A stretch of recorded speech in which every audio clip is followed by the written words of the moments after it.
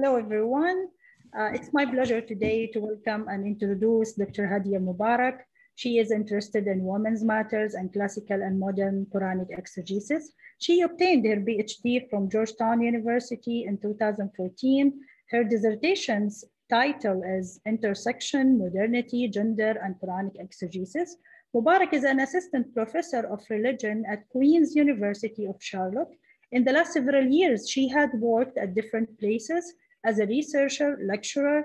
Of these places, we can see the Institute of the Humanities at the New York University in Abu Dhabi, or Guilford College in the US. Mubarak has a number of publications and contributions to different topics like Muslim youth, feminism, and gender in Islam. Also, she contributed to the project Who Speaks for Islam, What a Billion Muslims Really Think. Her upcoming chapters are relevant to these topics. One of them is entitled Classical Exegesis of Key Quranic Verses Concerning Women with Oxford. The other one is Gender and Quranic Exegesis with Routledge. And she has a monograph entitled Rebellious Wife, Neglectful Husbands, Controversies, and Modern Quranic Commentaries. Mubarak's articles Change Through Continuity, a case study of Quran 4 verse 34 in Ibn ʿＡshur's al-Taḥrīr wa-Tanwīr, published in 2018 in Journal of Quranic Studies, is very relevant to our conversation today. The title of today's talk is Language and Rationality in al-Taḥrīr wa-Tanwīr, an analysis of Ibn ʿAshur Discourse on Women and Gender. Again, it's my pleasure to have Dr. Hadia Mubarak today with us, and I am so excited about her presentation. Thank you so much, Professor Nadeen Alsulaimi, for this introduction, and thank you to Professors Johanna Pink and Majid Danishgar for your kind invitation to this conference. I've been following it on YouTube. I'm not really able to log in, live because of my teaching schedule at Queen's University. But it's really a pleasure to be with all of you today and to share this virtual space with you. And I'd like to, basically I'll be sharing some of my research with you on language and rationality in Ibn ʿAshur's Quranic commentary, al-Taḥrīr wa-Tanwīr, and some of his discourse on women and gender. So I will share my PowerPoint presentation here. And please just give me a thumbs up if you can see it. Can you see my PowerPoint? Because, okay. I always have to make sure, because for those of us who teach online, people sometimes are not looking at what you're looking at. So in our study of modern intellectual history in the Muslim world, the academic community has tended to demonstrate a methodological bias in its attraction to individuals, trends, and ideas that appear to be radically innovative or a departure from what is perceived as tradition or traditional. Preoccupied with post-Enlightenment notions of reform and progress, we have paid disproportionate attention to modernist and reformist trends at the expense of internal processes of transformation that are rooted in a continuous tradition of Islamic thought. While modernists, Islamic modernists, and Islamists have been significant agents of change in the Muslim world, I argue that there has been an overlooked pattern of change in the form of scholars who embrace the need to respond to the challenges of modernity on one hand, but who also retained and built upon the complex scholarly methods of the intellectual Islamic tradition on the other hand. As a new traditionalist, Muhammad al-Taḥrīr ibn ʿAshur, who, as you can see from his date of birth and date of death, had a very long and productive life, he represents this overlooked modality of change, rather than adhere to a puritanical notion of tradition in the form or in the guise of a return to the past. As has been the case among the dominant Salafi trend, Ibn ʿAshur represents the classical Sunni practice of renewal based on pre-existing scholarly norms. Muhammad al-Taḥrīr ibn ʿAshur lived a long and productive life of 94 years, and he was one of Tunisia's most renowned scholars. He served as Grand Mufti of Tunisia and the Sheikh of Zaytuna University. So in contrast to some of his modernist contemporaries like Muhammad Abdo and Rashid Rida, for example, Ibn ʿāshur advances an intellectual renewal, not by bypassing or dismantling the intellectual tradition, but by reviving its established methods and principles and employing them to reach new interpretations for changed realities. As Qasim Zaman describes, appeals to tradition are not necessarily a way of opposing change, but can equally facilitate change. So today I will attempt to shed light on the significance of Ibn ʿāshur's tafsir, al-Taḥrīr wa al-Tanwīr, one of my favorite modern commentaries, in full disclosure, which has received limited attention, in my opinion, in Western scholarship and Quranic studies. More specifically, I will illustrate the way in which Ibn ʿāshur's exegesis employs rational and philological hermeneutics to opine for new meanings. As such, I argue that al-Taḥrīr wa al-Tanwīr represents a unique typology in modern tafsir by really, using a very classical form to push for methods for new meaning, for new content. So as a case study of his approach, I'm going to explore Ibn ʿāshur's ability to leverage classical hermeneutics to challenge a dominant interpretation of verse 4:128, which stands in parallel to verse 434. So there's a lot to say about verse 434 as well, by the way. And I've written an article in the Journal of Quranic Studies for those of you who are interested. But in the interest of time, I will really just focus on I do want to point out that he does challenge the dominant interpretation of both. So I just have a question to the host, because now, if I am the host, should I be admitting people into the chat? Yeah, please. Thank you. Okay. You can do that. I'll try my best, but you can do that too. Okay. Yeah, but don't worry about that. Majid and I will do that. Okay, great. So whereas 434 identifies wives as a source of marital turbulence, verse 4:128, on the other hand, identifies husbands as a source of marital conflict. As you all know, verse 434 has been the subject of countless articles and books. In the English language alone, over 50 publications have been published in the last 2 decades on verse 434. I would argue no other verse in the Qur'an has garnered as much controversy to the scholarly debate on women in the Qur'an as verse 434. On the other hand, verse 4:128, which speaks of men's nushüz, has been almost completely overlooked with a few exceptions. The lack of scholarly attention to a Quranic verse that speaks of men's nushüz is a perfect illustration of the disproportionate emphasis given to verses on male privilege or female passivity, as opposed to those describing men's ethical and legal obligations to women. I argue that Ibn ʿāshur's tafsir of both verses offer a striking exception to both pre-modern and modern interpretations of the verse, thereby situating his exegesis as a corrective to the classical tradition. So in the interest of time, I'll primarily focus on Ibn ʿāshur's interpretation of verse 4:128 against the backdrop of 4 pre-modern commentaries spanning from the 9th to 13th centuries. I pay specific attention to 2 aspects of the verse. First, the disparate meanings that exegetes attributed to women's nushüz and men's nushüz, and we're going to look at the gendered ways in which these words were rendered. And second, the redress or recourse of action that exegetes recommended, right, for men's nushüz. So we all know for women's nushüz, there's these 3 disciplinary measures that are either prescribed or recommended or described, right, depending on one's interpretation. And on the other hand, you have this sort of vague, one can say, recommendation of, okay, well, what's the recourse if a husband is guilty of nushüz, right? Whereas you can see from the verse here, it says there is no blame on either of them if they come to a peaceful settlement. For reconciliation is good, or we can say for settlement is good. The question is, who should settle and what should they settle?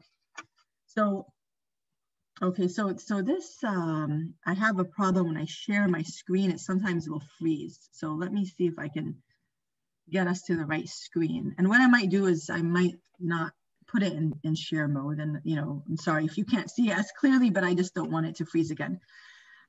Before we go into the interpretations, I'll give you a quick, brief biographical sketch of Ibn ʿāshur. He was born into a prestigious family, which has introduced some of Tunisia's most prominent scholars and religious leaders.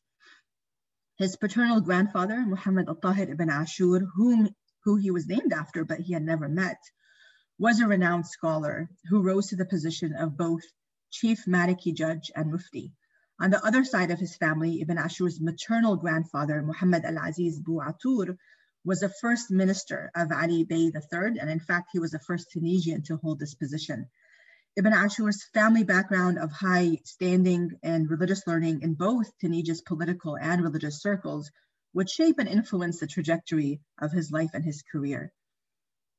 To get a sense, and I apologize that you can't see the full slide, we'll try putting it in reading mode, and we'll just pray it doesn't freeze up. To get a sense of this scholar's astuteness, one needs only follow a few milestones of his career. As you can see here, he became a full professor at Zaytuna College at the age of 24. And by 1932, he had become the Maliki Sheikh al-Islam, and he was the first Maliki scholar to be given such a title, which previously was reserved for the Hanafi,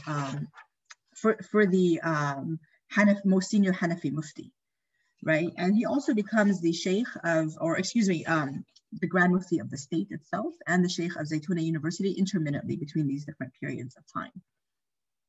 So although Western literature on Ibn ʿāshur's intellectual thought and contributions is limited, much of what exists primarily depicts Ibn ʿāshur as a reformer inspired by Muhammad Abdu's Islamic modernist project. Ibn ʿāshur had in fact welcomed Abdu warmly during the latter's visit to Tunisia in 1903, 2 years before Abdu passed away. Further, Ibn ʿāshur wrote an anonymous defense of al-Abdu in al-Manar after he had been critiqued severely by a segment of the Tunisian ulama. However, despite the impact of Abdu's reformist vision on Ibn ʿāshur's career and thought, one finds the significant difference between their methods for reform. Ibn ʿāshur's approach to reform was one based on seeking change through the complex internal processes of the tradition itself, right? And if we had time to talk about his maqasid al-sharia, this is one way, it's a very dense and intellectually sophisticated approach to reform, right? Whereas modernists such as Muhammad Abdu took a less nuanced approach and sought a return to Islam's foundational source, unadulterated by the intellectual tradition through which it had been interpreted. Yet Abdu's primary influence on Ibn ʿāshur, I argue, is owing to his unrelenting insistence that Islam is a religion based on reason and that God speaks to man through reason. And this premium on rationality makes a perpetual imprint on Ibn ʿāshur's intellectual trajectory and his reformist vision. This is evident in Ibn ʿāshur's use of the notion of ta'leel throughout his tafsir. Accordingly, all divine legislation can be discerned by human rationality, a belief which Abdu had expressed earlier and was at the heart of the reformist call for ijtihad. I just want to also kind of contextualize Ibn ʿāshur's tafsir in its intellectual context. Of course, a lot had changed between the beginning of the 20th century when Abdu was first writing his tafsir and the mid-20th century when Muhammad al-Taḥrīr ibn ʿāshur is now writing his exegesis, right? And of course, Abdu is not in fact writing his exegesis. As we know, he's delivering these lectures in al-Azhar, which were later dictated and transcribed by his student. And professors such as Johanna Pink, who's on with us today, has written a lot about Tafsir al-Manar and its influence. But one thing to bear in mind about Ibn ʿāshur is his life of 94 years gives him this kind of hindsight that some of his contemporaneous exegetes do not have, right? And so it's interesting to kind of think of how his trajectory for reform actually evolves in respect to what's happening in Tunisia politically, which in the interest of time, I won't go into the political context of Tunisia, but that also has an influence, right? Because we see this disenchantment at the end of his life with sort of political activism and reform. We see him sort of secluding himself and resorting to or retreating to the pen, right, and to writing. And a lot of this, I argue, has to do with the way Habib Bourguiba had employed secularism for certain political ends. And in terms of the intellectual context, which is also important, by the 5th to 7th decade of the 20th century, during which Ibn ʿāshur was writing his tafsir, the Salafi hermeneutic in tafsir had come to dominate the field, as Walid Saleh describes in some of his writing. The basis for this approach to tafsir comes from Ibn Taymiyyah's Muqaddimah fi Usul al-Tafsir in the 8th/14th century. And this hermeneutic had deemed as legitimate and authoritative only those works that based their interpretations on the corpus of inherited material from the companions and successors, right? From the companions of the Prophet and their successors, what is known as al-Ma'thur. So why is this important? Because by placing al-Taḥrīr with tanwir in its intellectual context, we can understand its attempt to challenge the status quo and to reclaim the centrality of tafsir bil-Ra'i to the exegetical tradition. So how does he do this? He does this in two ways. First, he counters the ideological stance regarding the authoritativeness of tafsir bil-Ma'thur by dealing a blow to its underlying premise, the hermeneutics established by Ibn Taymiyyah in his Muqaddimah. According to Ibn ʿāshur, it is a fallacy to imagine that the inherited corpus of traditions from the companions and their successors were anything more or was anything more than their own interpretation of the Qur'an based on their understanding of the text. So accordingly, Ibn ʿāshur is reclaiming the position of tafsir bil-Ra'i. Now, there's a lot more that can be said about this, and you can look at the introduction to his tafsir, specifically the 3rd section. So he has 10 sections to his introduction, and the 3rd one is regarding the legitimacy and making a very, in my assessment, kind of compelling argument for the legitimacy of tafsir bil-Ra'i, because he basically says tafsir bil-Ma'thur is really nothing else but tafsir bil-Ra'i, right? The second way in which Ibn ʿāshur challenges the status quo is by establishing philology as a basis of proper tafsir. Language is the ultimate arbitrator of meaning for Ibn ʿāshur, not the collection of narrations, riwayat, from the early centuries of Islam. Ibn ʿāshur writes, the Qur'an is Arabic speech, so therefore the principles of the Arabic language constitute the path to understanding its meanings. He identifies 5 branches of knowledge which form the basis of proper tafsir: lexicology, morphology, grammar, ilm al-ma'ani, and ilm al-bayan, which the last 2 are basically subdivisions of balagha, of rhetoric, the first dealing with logic and meaning, and the second dealing with emotions and imagination. So Ibn ʿāshur is uncompromising in his insistence that an exegete must employ the tools of these disciplines to interpret the Qur'an with any accuracy. And he represents, his exegesis, his commentary represents a full-fledged employment of the discipline of philology, including grammar, rhetoric, syntax, morphology, and semantics. And in this way, he brings back to life linguistic debates that were presumably exhausted in the pre-modern period, such as the meaning of certain terms, the significance of the grammatical structure of the Qur'an's phrases, and the implications of the Qur'an's use of one form of a root word over another, as well as he also revives al-Biqai and al-Razi's former attention to ilm al-munasaba, right? So why does, for example, 228, another verse that I look at in my work, dealing with women's waiting period, why does that come after talking about ila, and what should happen to women whose husbands say, I will no longer treat you as my wife, right? This oath of sexual abstention called ila in 226. And he talks about the suitability, the munasaba of these verses following one another, because they're both prescribing waiting periods for women who are, who are sort of awaiting a certain outcome based on their husband's misdiscretions, I would say, or discretions, right? So moving on, so while he is consistent in form with pre-modern exegetical commentaries of the likes of al-Zamakhshari and al-Razi, the exegesis of Ibn ʿāshur makes a significant departure in content. So as an example, I will illustrate how his interpretation of 4.128 stands out against the backdrop of exegetical interpretations throughout the pre-modern period. Now, if I had time, which my research does in fact look at the modern period as well, and I will point out that his exegesis also on this verse in specific, on 4.128, is distinct, right? So I wanted to actually show you the verse here, but that's okay. We'll go straight into al-Tabari.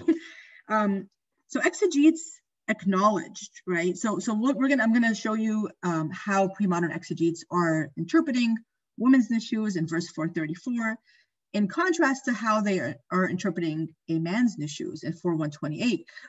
But it's, excuse me, I've had this ongoing cough and chest congestion, so I hope it doesn't get in the way of the lecture.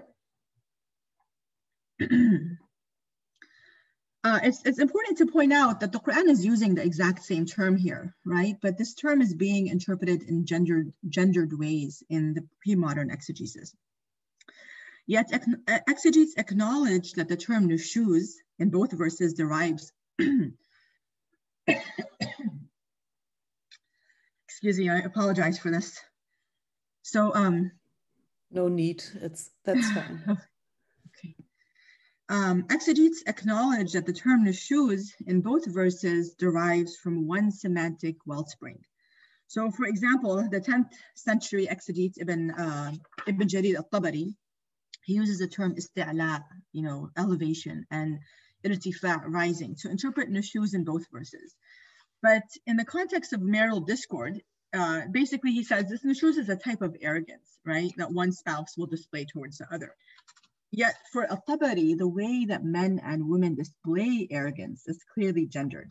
So a woman's nushuz, according to al-Tabari, is her refusal to engage in sexual intercourse with her husband due to her disobedience, hinna, he says, right? Now, and her defiance in other matters. So a woman's refusal to basically respond to her husband's invitation, right, or call to the sexual encounter is portrayed as disobedience. Whereas we're going to see that in the case of a husband's nushuz, his sexual abandonment of his wife is not portrayed as disobedience, but rather as sort of his preference. That he uses the word ithar, that he's preferring this other woman over his wife, right? So, and there's this ambiguity which I discussed in a chapter that will be coming up as to, is there another wife already in the picture, or is the husband no longer attracted to his current wife, and is he considering marrying a second wife at this point? So there's sort of this ambiguity in the tafsir. But the gendered ways in which he describes the sexual disinterest of both spouses is grounded in Islamic legal conceptions of marriage as an exchange of rights. So this gender definition of nushuz, informed by the different legal rights that each spouse owes the other, which I won't go into, but you're all, I'm sure, in this space very much familiar with this exchange of legal rights that's embedded in Islamic legal conceptions of marriage, which is informing some of this tafsir. So in the 12th and 13th century, we have this kind of interpretation continuing with the 12th century Mu'tazili exegete al-Zamakhshari, who interprets a woman's nushuz as her disobedience and agitation to her husband. On the other hand, he interprets a man's nushuz as being harsh towards his wife by depriving her of sexual intercourse, finances, love, and mercy, which should be between a man and woman. Nushuz may also take the form of physical or verbal abuse, he adds.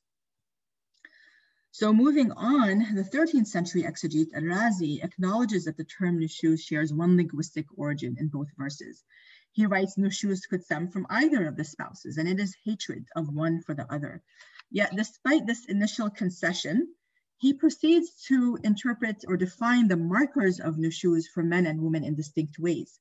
In his interpretation of women's nushuz in verse 434, he writes, nushuz is disobedience to the husband and rising above him with defiance. And on the other hand, the husband's nushuz is marked by his disinterest in her or his ill treatment of her.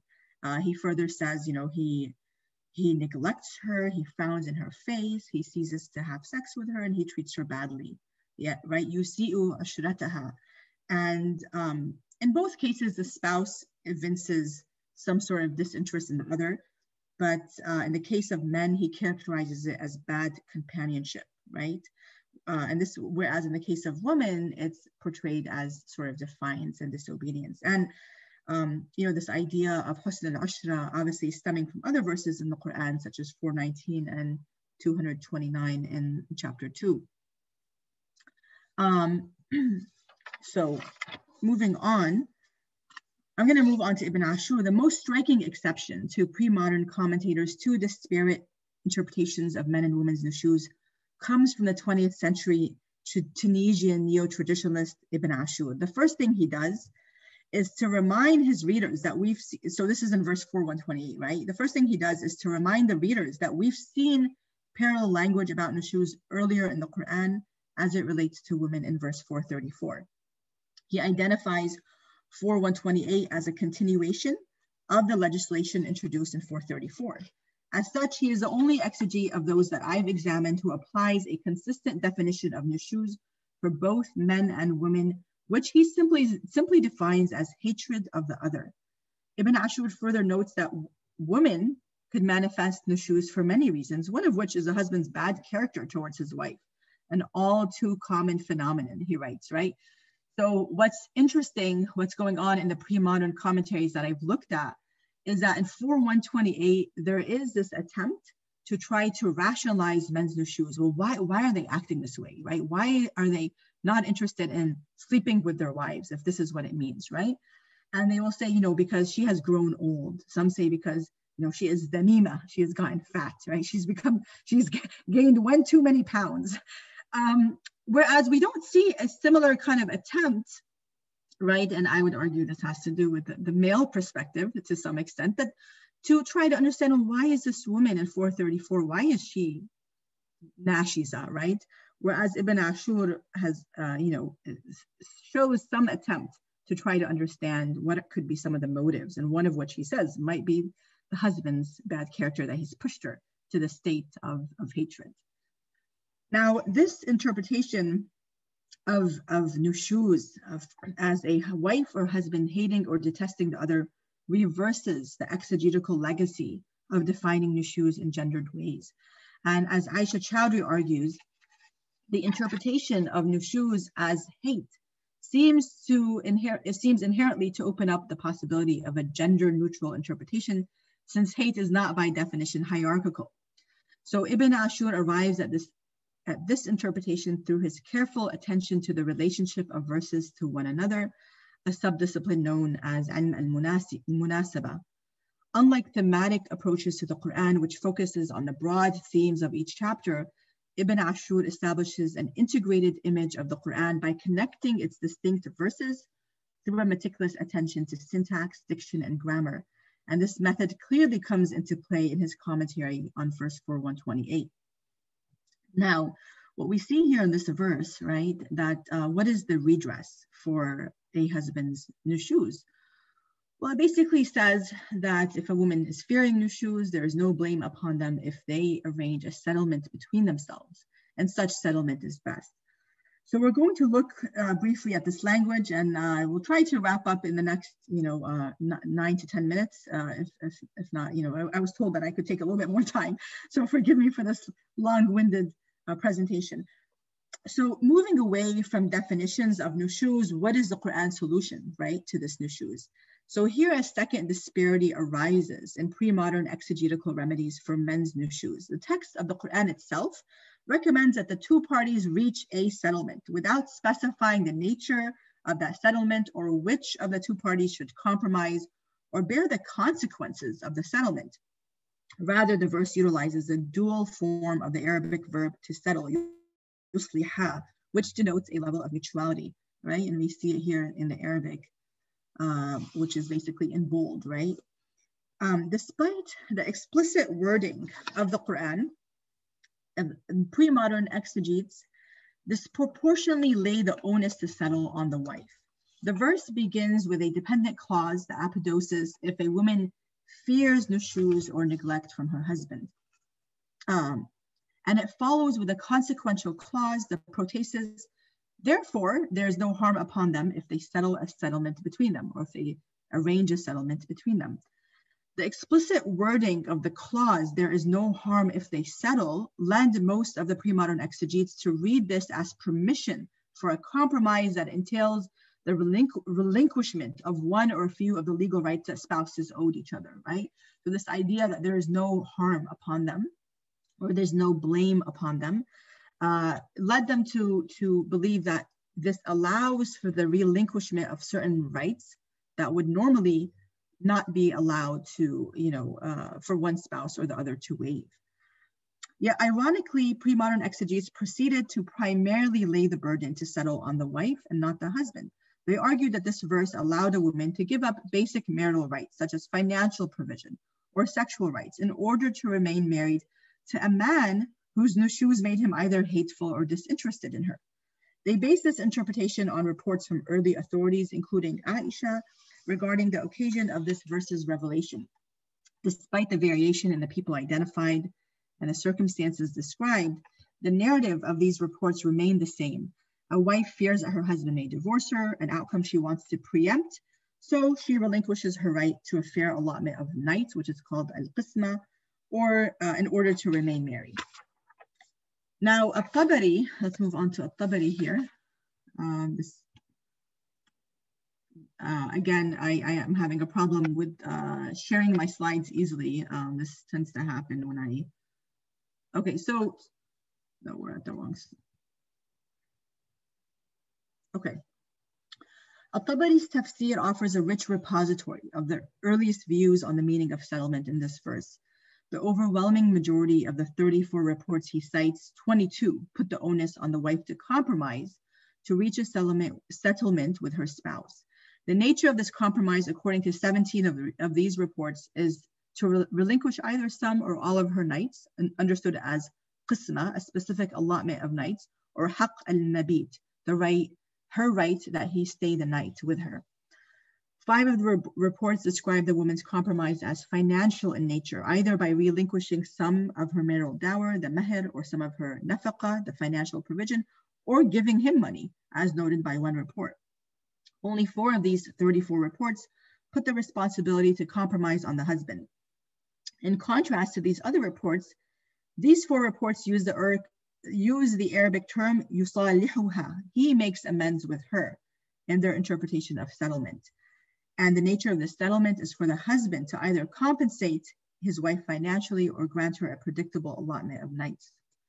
Now, the succeeding exegetes, al-Zamakhshari, al-Razi, and Abdullah ibn Umar al-Baydawi, they make no mention of the opinion that the husband should compromise anything. Rather, for all 3, the onus to compromise is on the wife if she desires to remain married.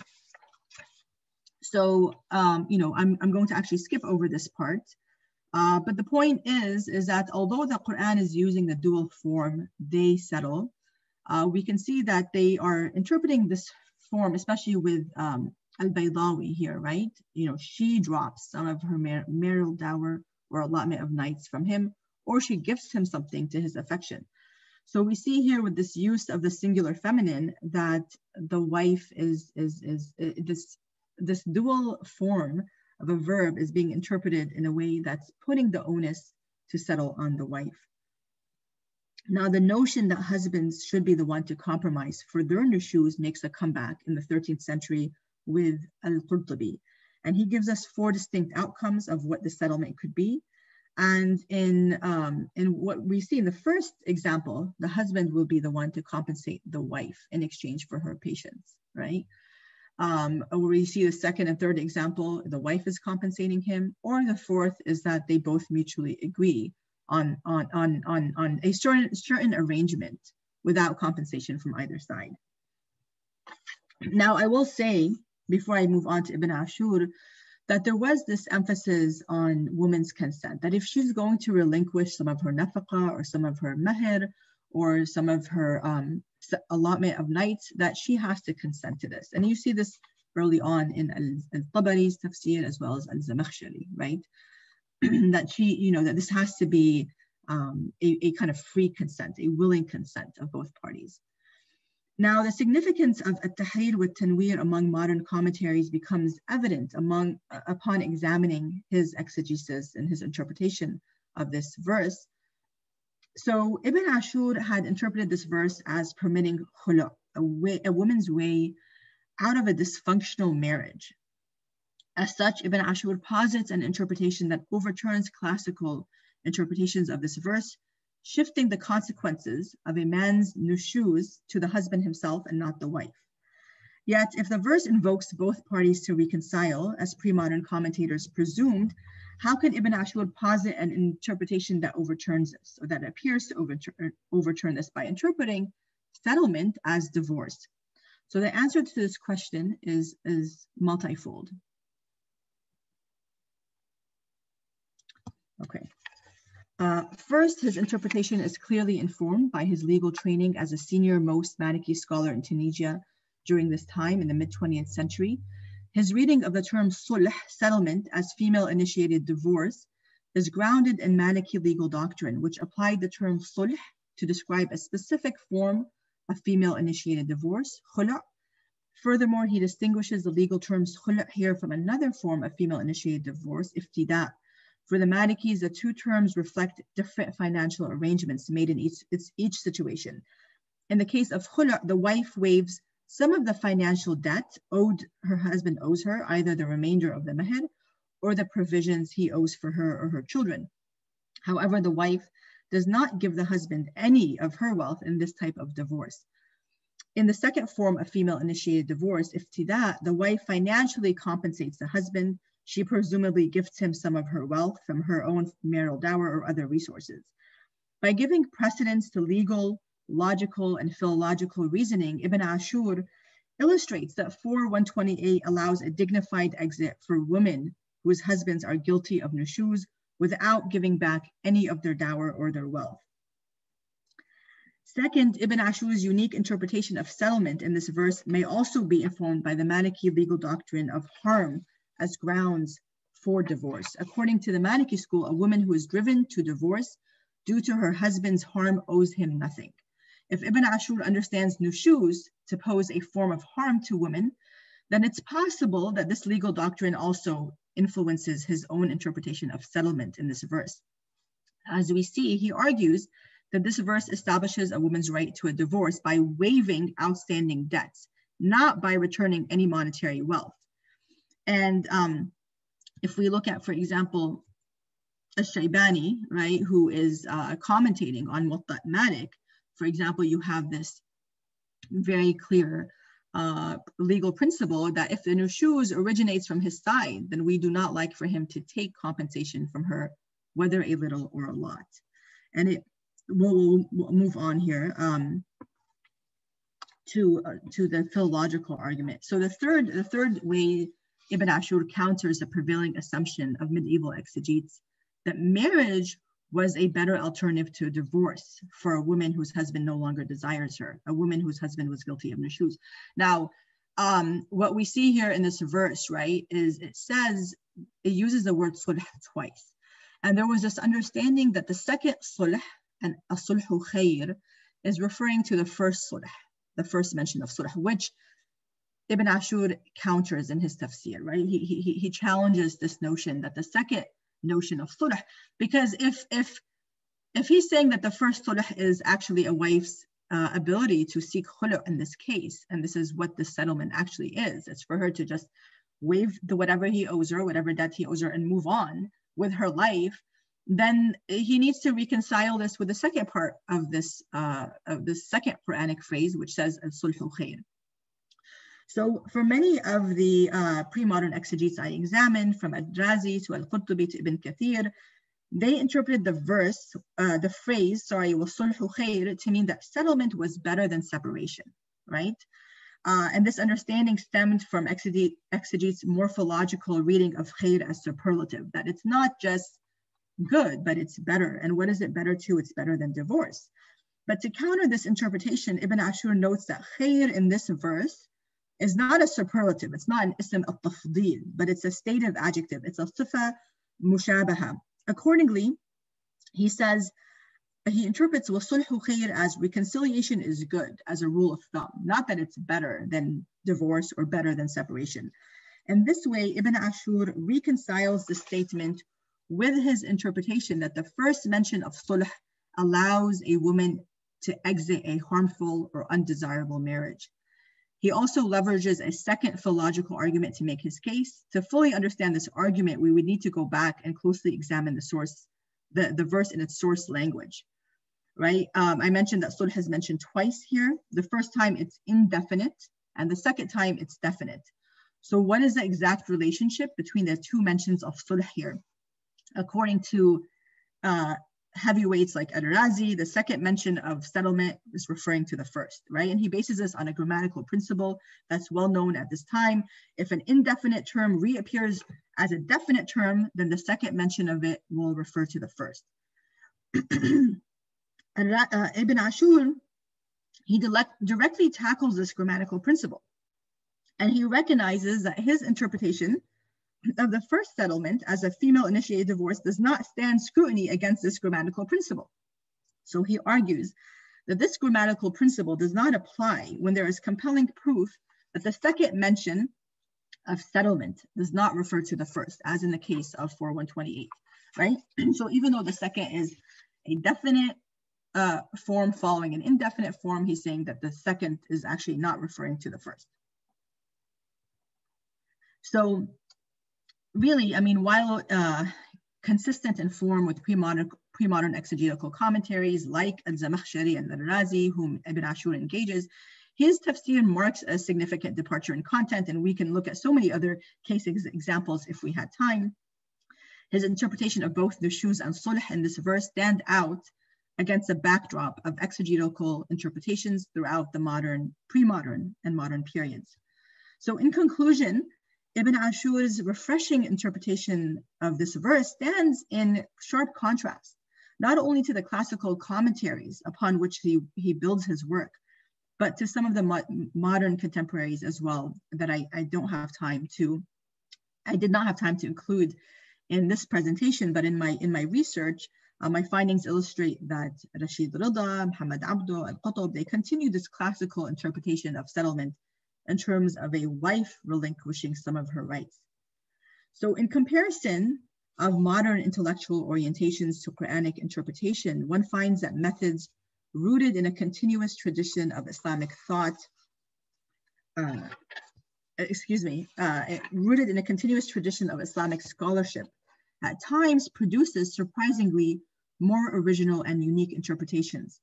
Although the intellectual community has tended to demonstrate a methodological bias in its attraction to individuals and trends and ideas that appeared to be radically innovative, as I mentioned, or a departure from tradition, these trends do not necessarily lend themselves to significantly different meanings as they pertain to gender themes in the Qur'an.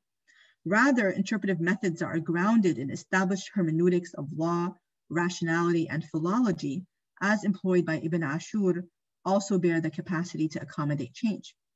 This finding leads us to reassess the place of tradition in contemporary efforts at Islamic reform.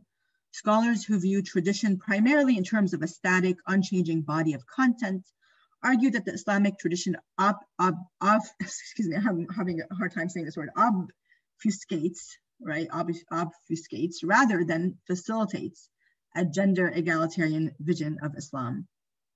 Viewed through this prism, tradition is seen as a stumbling block to Muslims' modern efforts to reconcile notions of gender egalitarianism with the Qur'an. Yet my findings demonstrate that the Islamic tradition, and by extension, the exegetical tradition, is neither static nor monolithic. Rather, a historical overview of legal, exegetical, and theological texts illustrates a pluralistic and evolving tradition that obtains its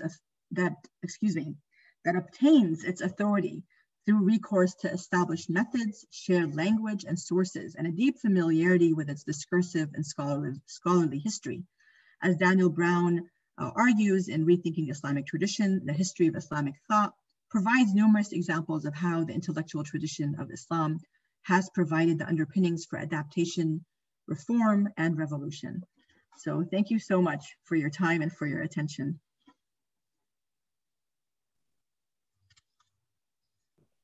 Thank you, Hadia, for your great presentation. I actually learned a lot about Ibn ʿāshur's it's like exegesis and way and method, and I was trying to see and connect between his interpretation of this verse and other interpretations of him, or making meanings or generating meanings of the surah in general from the beginning, that he states the purposes of the surah, and you can see if you follow it, you can see how he go back and forth between different verses.